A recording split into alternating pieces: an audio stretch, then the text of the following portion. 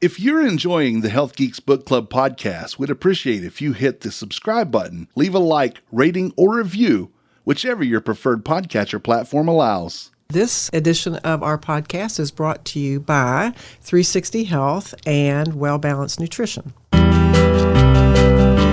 Welcome to the Health Geeks Book Club podcast. Listen in as Kristen Norton and Eleanor Russell review all those great health and wellness books you've been wanting to read or you have read and want to talk about. Here's Kristen and Eleanor.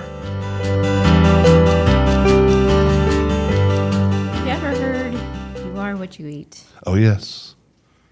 I don't know how much I love that saying. I know, I feel kind of green right now. Ooh. See, well, I have had a lot of coffee, so I'm feeling caffeinated. Mm-hmm. But we are reading a book, or talking about a book today called What Your Food Ate.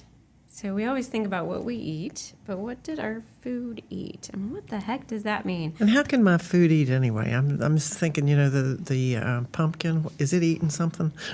Ooh, well, we will get into that, I think so. Because it's pumpkin time almost, y'all. Great. Yes, it is fall right now in the pumpkin studio. Spice everything, right? Winston-Salem. Mm-hmm. All the lattes, fall flavors are out. Yeah. And I got pumpkin spice candles in my house. There you go. And it's not even the equinox yet, but we're on it. We're close. The 23rd, right? Yeah. Mm-hmm. Was it the 23rd this year? I think it is. It's a little later than, I always think it's around the 20th or 21st, but this one's shoved a little bit. Okay, so this is the Health Geeks here, and we're in Winston-Salem, right? That's right. And we got a beautiful day here. I hope you all have a beautiful day wherever you are. Another beautiful day here at the Omniverus studios. Yes. Also, the Such and Such Media with the Podfather. That's me. Who likes to eat. So this book is really perfect for us, isn't it, today? Oh, yeah. And you've just been on a culinary journey to New York City. I was. What are a couple of things you ate up there? Okay, so whenever I left, I knew that I had to have, because I get so tired of hearing people here, where can I find authentic New York pizza? Where can I find an authentic New York bagel? And the answer is New York. New York. But I will say this. I had an authentic New York pizza from John's Pizzeria of Times Square. Okay. I had a bagel from Grabstein's Bagels. Both were fantastic, but I can find just as good around here. There you go. I Brothers Pizza right here across the street from me.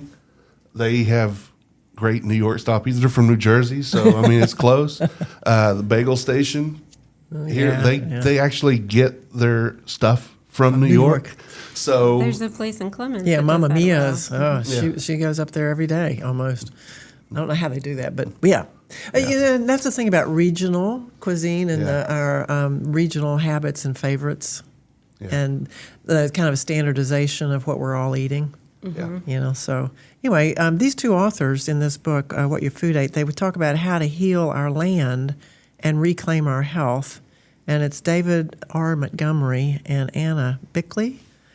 He is a geologist and a geomorphologist and a professor at one of our universities up in Seattle, I believe is where he is. University of Washington. Yeah, and she's a he's a husky. Yeah, a biologist and has been out of academia. She's a landscape architect and has done work with watershed restoration and those sorts of things. Really interesting couple. They're married, so this is a husband and wife report or treatise, and it's published. I always like to go off on these sidebars. It's published by W.W. Norton and Company. We haven't had a book in our series so far that I remember published by this publishing house. I didn't know I published it. No, just kidding. Oh, that's right. Is that your uncle? Old W.W. Yeah, old W.W. His name was William Warden Norton, and he was married to Mary Dowles Herter Norton. Okay, no relation to me. Okay, and they're a husband and wife team too, so that's kind of fun. This book is by a husband and wife, and this is a husband and wife publishing company that started 100 years ago, just celebrated their 100th celebration, June of 2023. So this is a big time for them. But they were interested in the People's Institute, the adult division of Cooper's Union in New York, where you were recently. Oh, yeah. And they would publish the lectures because they thought the public needed access to this knowledge, not just a small set of people that happened to be able to hear the lecture. So they started transcribing these things, and it grew and it grew. And anyway, they began to attract authors like Sigmund Freud. This was the American publisher for his stuff, Bertrand Russell. They also had a commitment to providing books for soldiers during the war, so that they made little pocket books that the guys could carry with them, just to have something to read. Yeah, Cool. Other than just being out in foreign places with nothing, I thought that was kind of a neat thing. So they said that that they wanted to share the knowledge of our time, and I think that's what they're doing with this book as well. This is a very current 2022 book with really, really current research in it. And the other thing these publishers do is editorial quality. That was one of their missions, and I found that to be delightful in this book. It is a very well-structured read. The sentences are complete. They make sense. And there's something about the editorial quality of review in some of these books that are self-published that you don't get. Mm-hmm. So I really appreciated that in this. They have the publishers have a rigorously anti-corporate style. They don't want to just carry corporate messages, and I think they're doing that with this book as well. And they stake the success of their firm on their people. They're the oldest and largest publishing house owned entirely by the employees.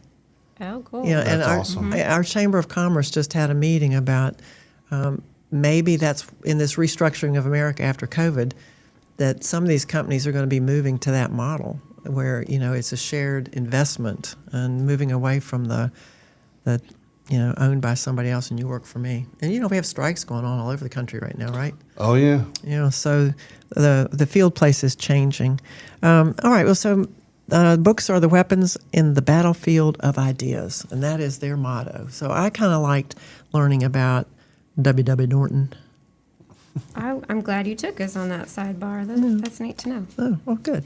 Okay, so that's that. And now David Montgomery, aside from being a professor, he also received the MacArthur Fellowship in 2008. Did you look that up? I'm like, what is Oh, that? I know about that. In my Okay. life as a Okay, biologist okay. and a faculty person. Well, do tell. And maybe I didn't look it up because I thought I knew. So you all out there in the world that are listening, you might correct me if I'm wrong. But it is this very large money gift that is given to someone who's advancing science. I believe it is in the science realm. And you can do anything you want to do with the money. You could take a trip if you wanted to. Oh, interesting. Yeah, It there's doesn't no have to strings, go to no the strings research or attached. whatever. But generally, these people are so motivated that money allows them to do the thing Goes they want back to do. into, yeah. So it's quite an honor to be recognized by the MacArthur Award. And It says he was a finalist. Does that mean no? Well, what I saw, he had the fellowship in 2008. So. Okay, so that Well, means you guys, do you have the same book? Because I know sometimes you don't. No, I found that online. Oh, okay. Yeah. it is in the back of my book that he's a MacArthur Fellow. So that means Yes. he has been awarded Yes. that money. Yeah. Okay. Yeah, and it was 2008 award. Okay. Yeah, there was a gal over at Duke who, when I was pursuing my studies, received it, and she didn't have any degrees. And it was like so cool because what she was doing was so remarkable. Wow. And she had access. She had a college degree, but she didn't have the PhD and all the tenured Fancy professorship stuff. and She all that didn't have stuff. the alphabet. She was one of the lower on the rungs, but who had impeccable research and ideas and moved them forward. And we were all rooting for her. It's like, yeah, good for you. And she was a girl, Yeah, the women. yeah. So that was nice. This couple, This isn't, yeah, go ahead. it's not their first book either. No. This is their third book, I believe. Yeah, they right? wrote one on dirt, didn't they? Dirt, and I spoke with a gal who's really into just environmental efforts, and she said that there was a documentary or a movie behind dirt. Oh, So I didn't know that, but so they wrote dirt, the erosion of civilizations, the hidden half of nature, and growing a revolution. Yeah. And then this, yeah. what your food ate. And this is one of my favorite books we've read. I love this book because it's up my alley. I was thinking that the Yeah. whole time. I'm Yeah. like, I bet she is eating this up. Yes, definitely I eating. see what you did there. Pun Eating what intended. my food Yeah. ate. I was eating that book, yeah. Good. Ding. Nice. So it is divided into sections here. It is a thick book. Oh, God, there we go. And I was a little disappointed because when I looked in the back, I'm like, oh, there's not even a big section where all of the research studies are listed. So did you check that out? Oh, my gosh. I went to the www.dig2.com, which they said, our references are 57 pages long, and we didn't want to publish them in this book. So if you want to see what they are, here's the website. So I went to it, and it is impressive. Is it? Oh, yeah. It's all peer-reviewed, solid stuff, and deep. I mean, it's like these people they are students. They have read. Mm-hmm. They are literate. They are not just coming up with ideas and thinking they're cool. And I appreciate that. That's what I'm saying. Yeah. Yeah. So it is That's what divided I'm up talking into. about. That's what I'm yeah, talking that's about. what I'm talking about. All right. So what's they it have divided into? The soil, plant, animal, and people. Yeah, that's so simple. And you know the underwriting thing there that I saw that is, I want you guys to read this book, because if you read this book and you aren't convinced about what they're suggesting, we need to have another conversation. But anyway, they're saying healthy soil equals healthy crops equals healthy people. And that's the nugget, That's the. Yeah. However, we find ourselves in a very unhealthy state in all those areas. Our Our- soil is not so healthy. No, and neither are our crops. And we have seen the statistics in so many of the conversations we've had about increasing rates of chronic diseases and autoimmune diseases and cancer and so on and so forth. That's right. And I like that, there's not a lot of books or media or whatnot that lead us back to, hey, what if it's about the soil? Yeah, it's kind of a novel idea. And that idea about dirt in his other book is something that I flinch at when people talk about dirt and their gardening and stuff. And it's like, I was around a bunch of botanists. I'm not a botanist, but I had really good friends that were. And they would just smack you if you said something like that. Because dirt is like on your hand, it's soil in the wrong place. Like on your boots when you walk in the house. It's dirty. That's dirt. Yeah, or something that got on your hands and you smudged somebody and you got to wash it off. It's dirt. But soil is a living community. It's supposed to be. Soil is rich. It is the essence of our being on earth. Yeah, so It was really dramatic. It was, wasn't it? So as agriculture chased calories over nutritional quality, food processing radically reshaped food, and medical research focused on developing new treatments and drugs over investigating the role of diet in preventing disease. I think I'm having a hallucination. The colors on my page changed from red to blue to purple. The lights in Okay, here. all right. So I'm not having it. No, I was thinking you were going to have to take me to the ER right now. no, the lights are set to Aurora. Can they change that? I can, yes. But that's the premise of their thing, is that we've gone down this road with our agriculture and we've reshaped everything and it's not working for us. And we're totally invested in it. So to kind of reset ourselves is going to be a challenge. Exactly. But it's not unsurmountable.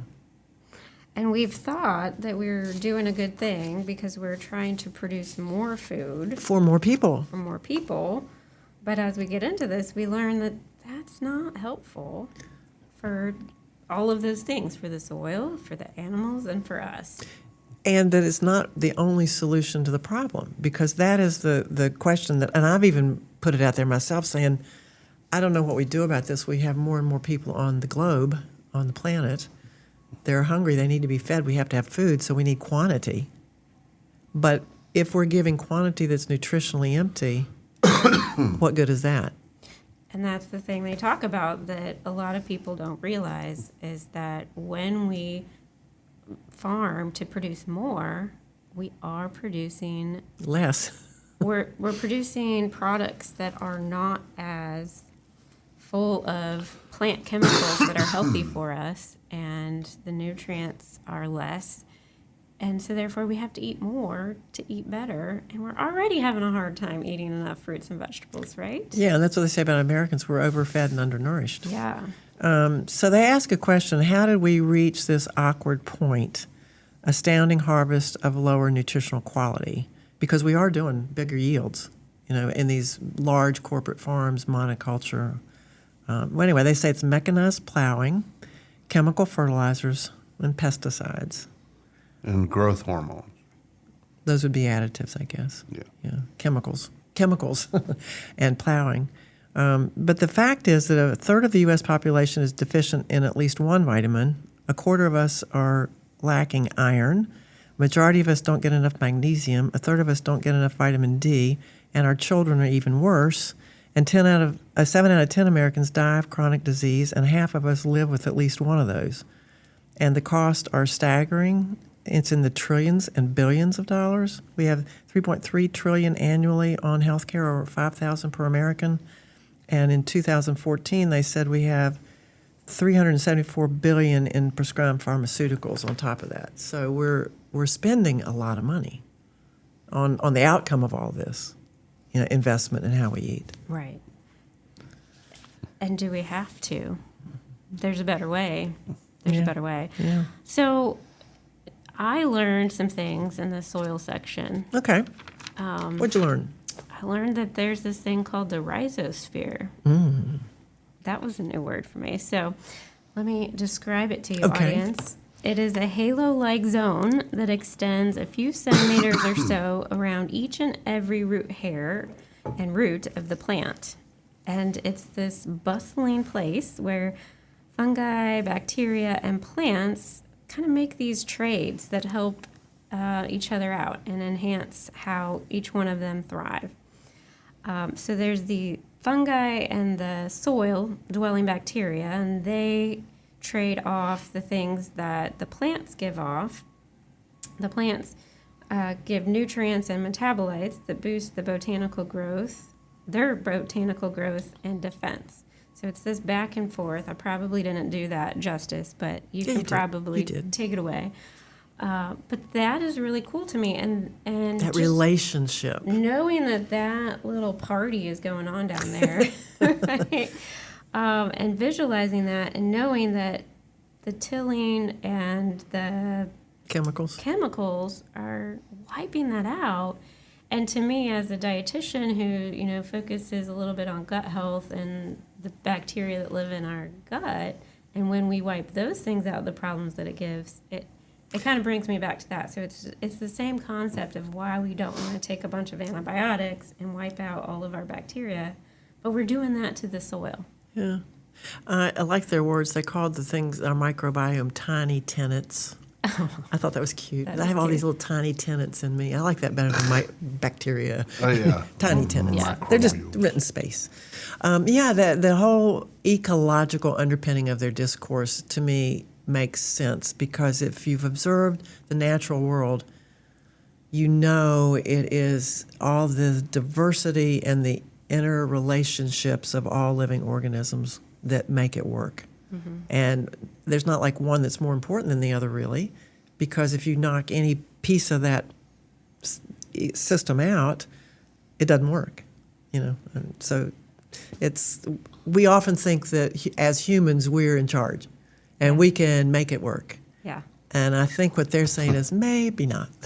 We can work with it, but trying to design it ourselves, and make it our design is maybe not the best wisdom, as evidenced of this long journey. They do a terrific historical journey through people who 100 years ago or more had figured this out. Yeah. And they tried to tell people, and people said, you're just spiritually involved with this. It's no science to what you're saying.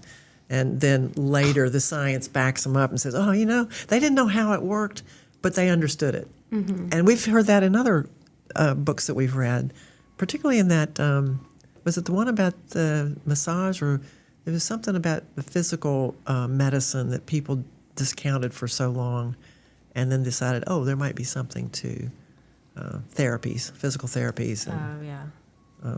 there was some woman that came up with that idea, and they finally said, "Oh yeah, you get a prize for that after you died."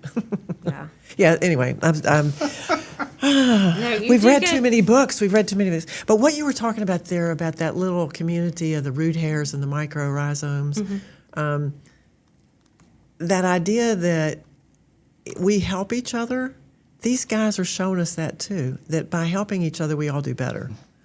And further in the book, they do talk about plants pulling oxygen out of the atmosphere and making carbohydrates and other compounds and chemicals, and then they're giving off carbon dioxide. But anyway, they're trapping some of that carbon in their tissues and the carbohydrates, and they can shuttle that stuff down into the soil. So if the soil is depleted, they kind of like sacrifice themselves in it and give back. Mm-hmm. And I thought, well, what's the signaling on that? But they know that if that soil is not healthy, they can't get the micronutrients out of the rocks, because erosion will, rub the rock till dust, and then you get these minerals, the magnesium and the calcium and the iron. What are some more of those? There are a bunch of them that we need in small amounts, right? Right. But if that's not going on, we don't get them. And if we wash that topsoil off, all that living stuff is gone. Mm-hmm. And so if we deforest our areas and cut down things, that we can't maintain the health of the soil. And so... how does burning help? Sometimes they will burn the soil to reintroduce things into it. Yeah, well, you do a forest burn so that you can get some of the tinder out of there, so that when the lightning hits, it doesn't burn the forest. Right, but sometimes the farms they will control burn them to re-enrich the soil. Yeah, and that would put the minerals and the carbon. Well, the carbon's going to go off in the flames. It puts the minerals back in the soil. Yeah. Well, you said how nature kind of has things figured out, and we go in and we think that we know better. And the parts of the big chunks of this book kind of read like a documentary in my mind. So I was like picturing this film that could be created, because they go on these farm tours. Oh yeah, they go to Hogley Farms, Tobacco Road Farms, Singing Frog Farm, Sandy Arrow Ranch, Whistleblower Farm, and Blue Dasher Farm. And those parts of the book really are what captivated me and kind of made these things make sense a little bit more in my head, because there are parts that it's very deep in the science and the biology of it. Yes. Yeah, but their stories, part and their commitment to, we're going to do it differently and show you that it can work. Right. So you learn about the people. You learn about how they have a regenerative farm, how they're trying to rebuild the soil. And part of what stood out to me that you said is that, nature has it figured out. And so the authors point out, like, the insects that are just buzzing around on these regenerative farms that would kind of scare off some other farmers. But they have come to be comfortable with them because they all play a very important role in the farm. And to me, that was like kind of an aha moment. That like, oh yeah, if these farmers could let nature do its thing and just kind of be there supporting it, how cool would that be? But as a human, I feel the same way. Like if I see a spider, instead of letting it do its thing, I want to kill it. So I can see both sides, is what I'm saying. Well, and when you go to these conventional farms, they're beautiful. I mean, they're clean, and everything's orderly and pretty. And I think if you go to some of these regenerative farms, they look a little messy. It's like, oh, that stuff's crawling over that plant is crawling over another plant. And then there's piles of composting and there's dung or manure, and there's maybe an animal walking through the whole thing. Yeah. And there's these bugs, and this looks different. We're not accustomed to seeing it like that. Can we talk a little bit about the bad things we've done to hurt the soil? Yeah. Because they say that once you hurt the soil, it takes years for it to recover, unless you do some of these ideas that these regenerative farming practices can improve. My thing was the chemicals, and the fertilizers and this compound called glyphosate, which I believe is Monsanto's Roundup. Yep. And I have talked with environmental people who say, it's okay because it breaks down in the soil. It really doesn't hang around for long. And they addressed that comment in here, and I went, oh, good, because I accepted that. I thought, okay, well, maybe it's not so bad, and it's really given us a benefit for yields. But what I learned in this book was that's sort of like superficial. This thing was a metal chelator, this glyphosate. It binds up metals, and that would be your minerals, your things like your iron and your magnesium and calcium and zinc in particular. And did I say copper? Because copper's important to you. Yeah. And it's about binding them up in the soil. They cause some bacteria to do that. Then it's not available to the plant. And then it's not available to us. Exactly. Or it's not available to the animal that eats it that would then give it to us either. And so it's disrupting that, and it's also causing mitochondrial damage. And so we know the mitochondria, the powerhouses that fuel the cells. So this is serious disruption, I think. And then they talk about how it interferes with nitrogen fixation, the bacteria that colonize in those plant roots and do the fixation, it messes them up. So the nitrogen even gets messed up. And we need the plant to take the nitrogen to make the amino acids and proteins. And then we are forced to use more fertilizer. Exactly, yeah. It creates this dynamic of more of this herbicide, which was really a metal chelator, but they found that it could kill some plants. And then you need more fertilizer because the plants aren't growing like they should because we've disrupted that bacterial community down there. Right. And the fungal community and as well. And the fertilizer helps them grow, but it doesn't necessarily provide the same nutrients and benefits that the plant would provide if it had that party rocking underneath the soil. Exactly, and one of those is the Shikimate pathway, which I was not so familiar with. Shikimate pathway is the one that our polyphenols come through, like resveratrol and things like that, phytochemical synthesis, and it disrupts that. So our plants are not getting those special molecules that are really good for our health, but that also creates plant disease. So now you got sicker plants. And then you're just in this vicious cycle. So now we need to genetically modify them or something, or put some resistant genes in there. And that's what I'm saying. We keep thinking we can fix it. Right. We can manipulate it. We can get in there and, we caused this problem. We're going to cause another problem. Well, we can fix that problem. And it's like, you know what that why don't you go back to the beginning? Right. It reminds me of like when we solve a problem in our body with a medication, and then that causes another problem, and then we add another medication, and then we just keep trying to fix these side effects instead of going back to the root cause. Right, and working with nutrition as a way to heal our bodies. Yeah. Yeah. So. Well, let's talk about phytochemicals. I think that's a neat topic there because that's huge. I tell people all the time to eat more fruits and vegetables. But what was very enlightening here is that not all our fruits and vegetables are going to have the same amount of phytochemicals. Oh, can we name a couple? So what are those things? Mm-hmm. Well, phytochemicals are plant chemicals, right, that are like a defense system for the plant. Like quercetin and resveratrol and kaempferol. And there's many, many other ones, all the polyphenols. So they act kind of like a medicine for the plant that can help heal or protect it against things. Inflammation in particular. And we can also use those in our bodies. So they're not necessarily nutrients because we categorize those differently, but they have a lot of benefit for us when we ingest these things. Yeah, they do the same kind of things in us. In us, yeah. Even like quercetin, not only does it inhibit the enzymes that promote inflammation, it will have an anti-obesity effect because it works on that pathway with the insulin and sugars. So if you don't get these things in your diet naturally, your body's going to do these other things. Yeah, which is so cool because, right, we're using medicine to do these kind of things, but it could be in our food if we grew it well.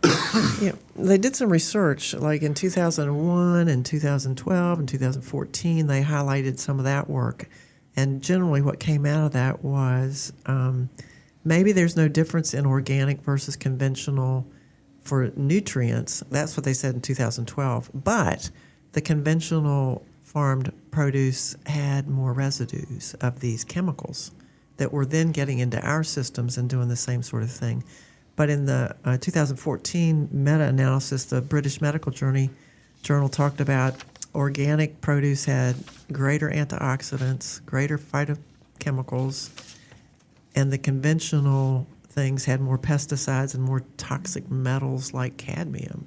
So if you're going down the conventional route, you're going to get less of the nutrients and more of the toxicity things. And so I used to think, well, when I go shopping, I'll not go over to the organic aisle. I'll just maybe get one or two things out of there because it is more expensive. Exactly. But now I'm thinking, I think I need to go to the organic thing and just buy less because I won't need more. Exactly.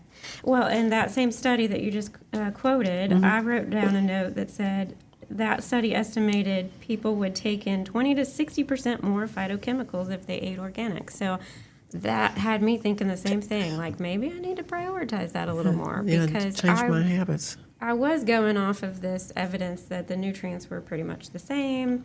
Taste can be a little better in organic. I knew that. But yeah, that was a little bit like, maybe we can prioritize. And yeah, before we go to the taste, because I'd like to go to that conversation, I do want to say another thing that I felt really good about, that idea of profitability, and farmers have to make money. And they, that's been an argument against organic stuff, is the cost. Well, they're saying that at this Singing Frogs organic farm, they were getting $100,000 per acre on their vegetables, and good wine production land only gets $10,000 to $20,000. So it was 5 times more profitable. So these guys are saying going to these regenerative practices are going to be healthier for us, not only physically but financially. And but they're saying that our regulatory models currently and our incentives to farmers do not reward this regenerative. That's the key. And that's where we need to maybe focus some attention as a society, is saying, hey, let's read this book and let's maybe talk about this, because if we can save money and get better health, wouldn't that be good for all of us? well, yeah, and there's an important distinction in here that stood out to me, and that is that yes, organic produce does have less of that, the glyphosate and other chemicals that we don't The want. residues, yeah. However, both organic and conventional ways of farming that are regenerative can produce more phytochemicals. So there was one of the farms on there, I can't remember which, but was doing all of these wonderful things, regenerative to the land, taking care of things, but is not certified organic because they would have to put in a file for every single plant that they grew, and they had such a big variety that the farmers like, I refuse. But if we could get to know the farmers in our area and know what kind of practices they use, what's important to them, that's more important to me than an organic label. That's kind of where I was heading. I'm going to do this local thing a lot more seriously now and find out where these farms are. And when we get to the animal chapter, I have a comment about that, or the section. But the other idea about the way we've pushed into larger farms, and we've cut the little small farmer out, what they're saying in this book is if we would rethink that, we could revitalize rural America, give more opportunity to more people, and smaller communities, local communities, would be better fed. I like that idea. I like that too. Yeah. Did you? He opened the book about going into a grocery store with a biometer.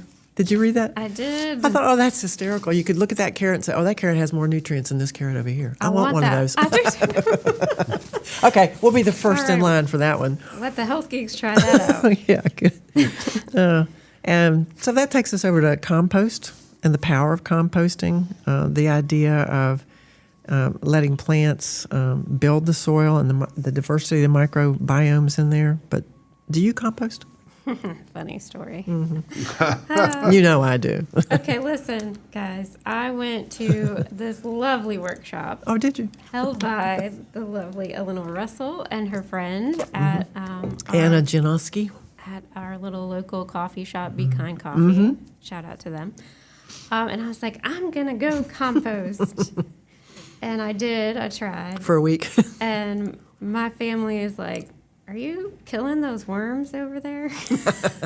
Each week it would kind of grow little cobwebs, or, I'm like, I'm just trying to figure it out. I don't know. I don't want to overfeed them. But long story short, I had to just kind of dump out my worms and You my need to start dirt over. into a bigger pile of dirt. And I need a lot of help with composting. It is not as easy. Yeah, but and here they talk about not having to even turn the compost, and Well, that's if you kind of have what a I do. fancy tool And I that have they a created. What do you do? No, they were just talking about letting it do its thing. Just layering it and watering and let it. Anyway, that's the way I'm Well, doing if it. you layer it like only an inch, you have a bigger space. Because you do it outside. I was trying to do it in a container. Yeah, which is fun. All right, well, so there's more on composting. We'll talk another time. But they advocate for composting, Yes. returning that organic material back to the soil, which is that cycle of life thing. Yeah, that's a big part of regenerative farming. Yeah. So they do talk about that. And I'd like to jump over either to, a little bit on the animals and then a little bit on that body wisdom. Okay. Where do you want to go? I'll follow you. Okay, animals. The grazing animals and the cow farts and the climate problem, They said that if we would change the way we do our feedlots, that cow fart problem would come down and the quality of the vegetables would go up and the quality of the meat would go up. And there's been a lot of conversation about don't eat red meat, don't eat meat.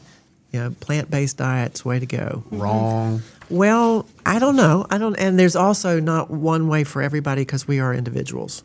So we do need to recognize And the that. authors pointed that out, which I appreciated. I did too. But the idea that maybe some red meat is not a bad idea, and it's grass-fed. It depends on what your meat eats. Exactly. But they were talking about chemicals that get into the animals, the atrazine, which is an herbicide, the glyphosate again, and several other things, the antibiotics that our podfather mentioned, can be introduced into that system. But if you allow grazing animals, they will select the food they want. They will look for the right plants for their nutrition because their cells know what they do. So I learned a word, zoopharmacognosy. Nice. Can you say it? Heck no. Zoopharmacognosy, and it means animals know what plants will treat their upset condition. And dogs will eat grass or whatever. Yeah. You've heard that. They say that the grazing animals do the same thing. They have this innate wisdom of what they need. Their body Body knows, and they will find it and eat it. And so it's eat to feel better, to solve that upset. If they've got an infection, they're going to eat this certain kind of plant. So that takes us into the way we feed the animals and the way we feed ourselves. In the Army, we did these things called total mixed rations, TMRs, which were really heavy on omega-6s and not balanced nutritionally. They say we're doing the same thing with our cattle with what we're calling MRE feed, which is meal ready to eat. And we're supplying them things we think they need, but they don't think they need. But they eat it because it's there. It's there. And then they're not as healthy as they should be. And then when we eat it, we get an imbalance of potential nutrients. So the fatty acids in particular in our meats, the linoleic and alinolenic acids, are a conversation that we've run into in other reading too, the essential amino acids that you have to get in your diet. Right. And I just did an anti-inflammatory food workshop, and that's one of the things I focus on. Oh, tell us. It's just that there's this theory that it's the ratio of omega-6 to omega-3 that the American diet has, where it's loaded with omega-6. Like 20 to 1. Exactly. And And we need to shift that back. We don't need a ton of omega-3, but we need some. And we don't need a ton of omega-6, but we're getting it in everything. Yeah, more like a 1-to-1 or 2-to-1 ratio would be healthier than that 10 to 12, 30 that we're getting. Like that popcorn at the movie theater. Oh, jeez. It's scary. And so grass-fed beef Yeah. has a little bit of that healthy fat that we need, Yeah. less of the omega-6. more Were of the you omega-3. familiar with his discussion about the conjugated linoleic acid? Because I was not, and that's what he says you can only get From in the grass-fed. grass-fed meats, the chickens or the beef, and it's a good thing to have in your system. Yeah, it was a bit of a review for me. I read Reading on the Wild Side by Joe Robinson. Oh, yeah. Oh, such a good book. It goes through every single fruit and vegetable basically, and how over time it's gotten less nutritious. And it also has like wisdom on if you buy it from the market, here's how to store it to keep the nutrients as Oh, that's important. alive as possible. But she also has this website about the same concept that we need to eat grass-fed beef, and And not a lot of it. Not but a lot, Yeah, but it but should it's be okay to have it in your grass-fed. diet, yeah. So I looked around in our area, and there's a farm, Mabe Farm, in What's it King. called? Mabe's Farm Mabe's Farm, okay. in King. And then Nomad, or maybe not, there's Nomad Farms. And then Joyce Farms is a distributor, and they have regenerative labeled grass-fed meats. Now, this book did caution us to say that labeling in the United States does not necessarily mean that's what it is. It may mean it was grass-fed for 50% of its life.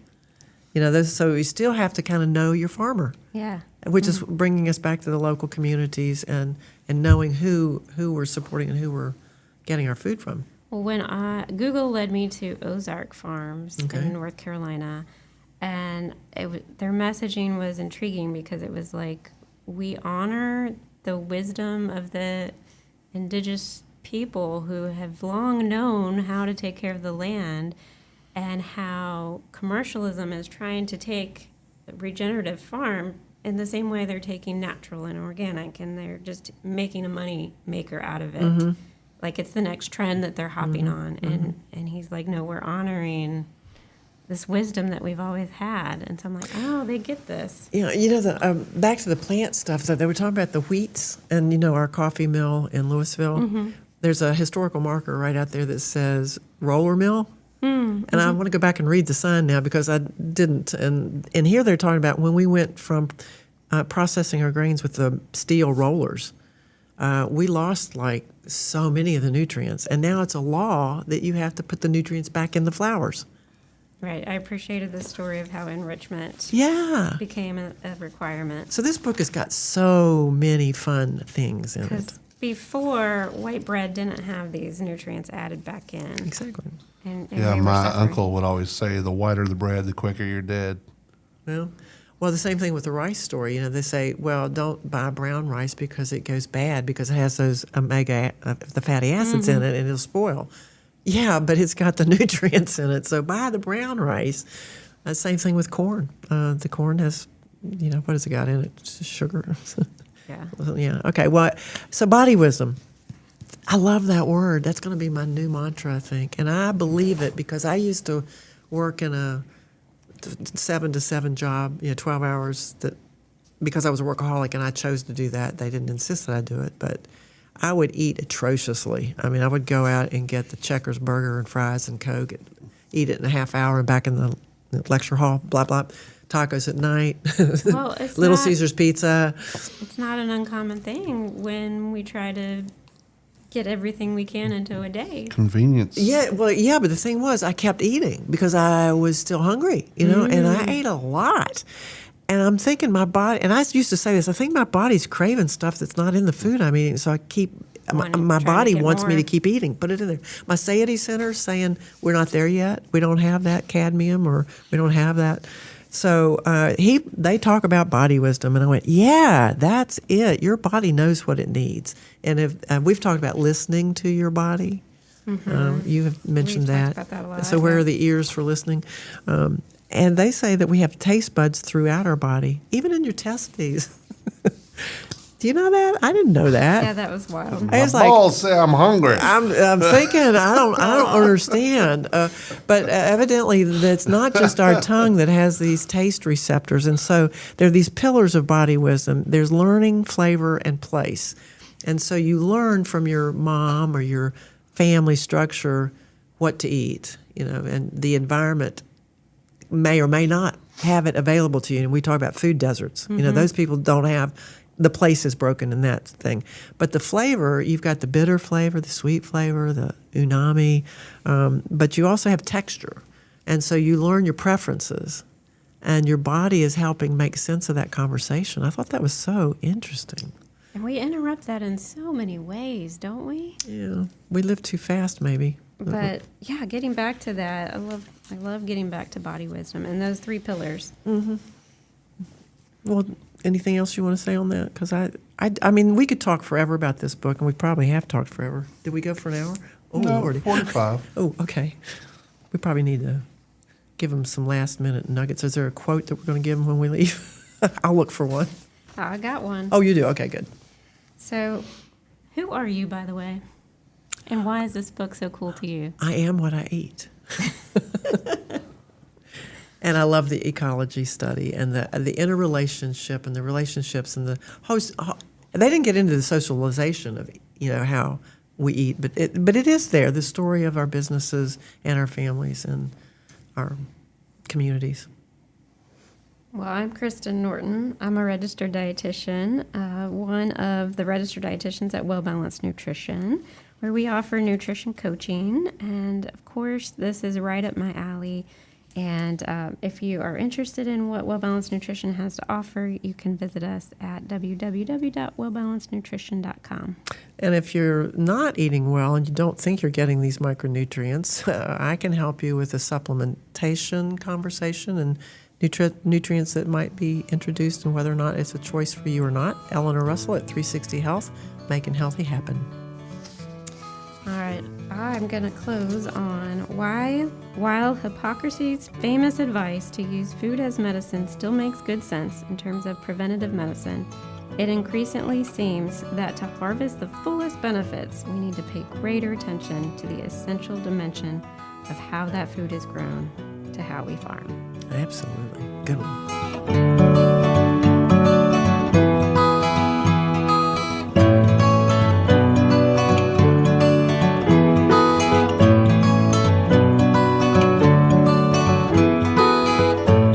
The views and opinions stated in this podcast are solely those of the contributors and are not necessarily those of our distributors or hosting company. This podcast is copyrighted, and no part can be reproduced without the expressed written consent of Kristen and Eleanor.